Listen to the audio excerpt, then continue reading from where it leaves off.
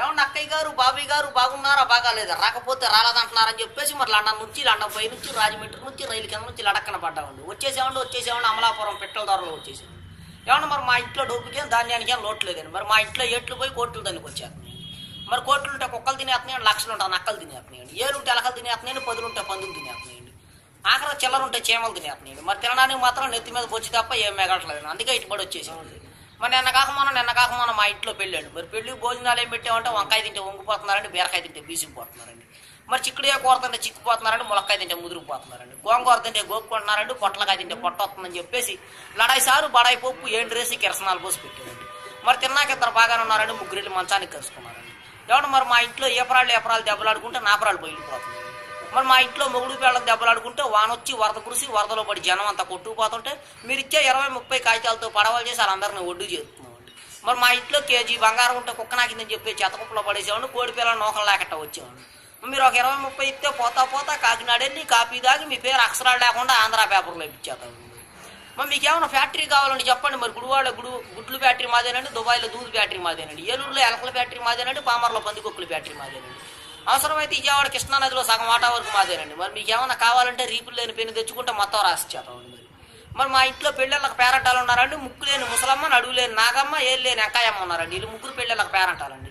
మా వీళ్ళు ముగ్గురు చీరలో అంటున్నారని చెప్పేసి నాకు తెలిసిన ఎర్రకంది దగ్గరికి తీసుకెళ్లి ముడి చుట్టూ 3 వాతలు పెట్టించామండి.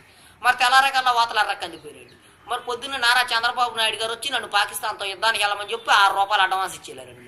మరి ఆయన ఇచ్చిన 6 రూపాయలు అడ్వాన్స్ తీసుకొని జీడిపప్పు అంత జీప్ వేసుకొని తూటుకర్ర అంత తుపాకీ తీసుకొని బయలుదేరామండి.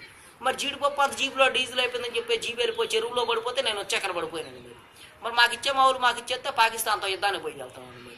మరి మేము మీలాగా పెద్ద డాబాలు కడతామంటే కింద పునాదులు లేవండి, పైన టాపులు లేవండి. మా డాబాలు ఎప్పుడు గాలి ఎగురుతూ ఉంటాయండి.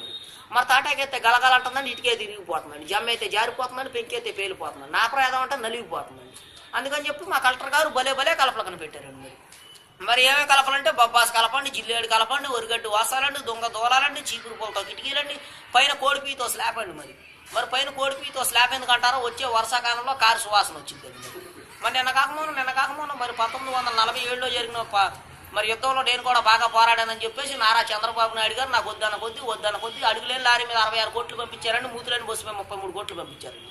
మా డబ్బంతా ఇంట్లో ఉంటే ఎలకలు కొట్టేస్తున్నాయి, ఇంటి ఎలకమలు పెడితే ఏగలు తినేస్తున్నాయి, బ్యాంకులో అయితే వడ్డీ సరికి ఎత్తలేదని చెప్పేసి వత్తా మన ఊరంతా పనిచేసేవాళ్ళు.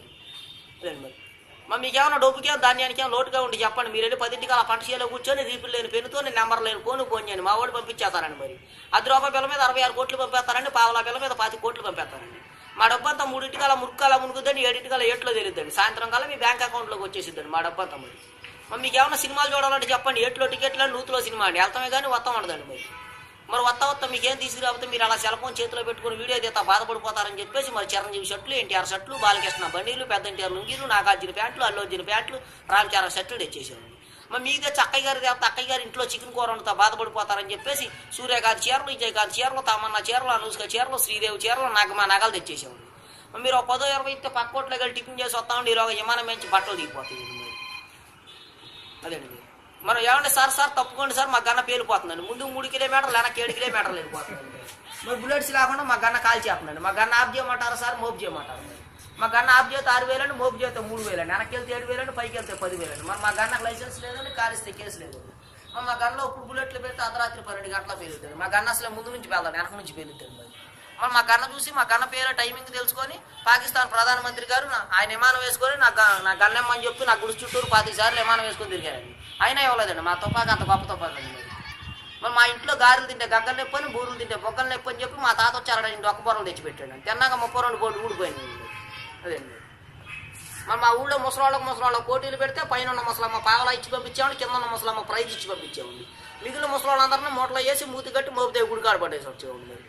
అదేండి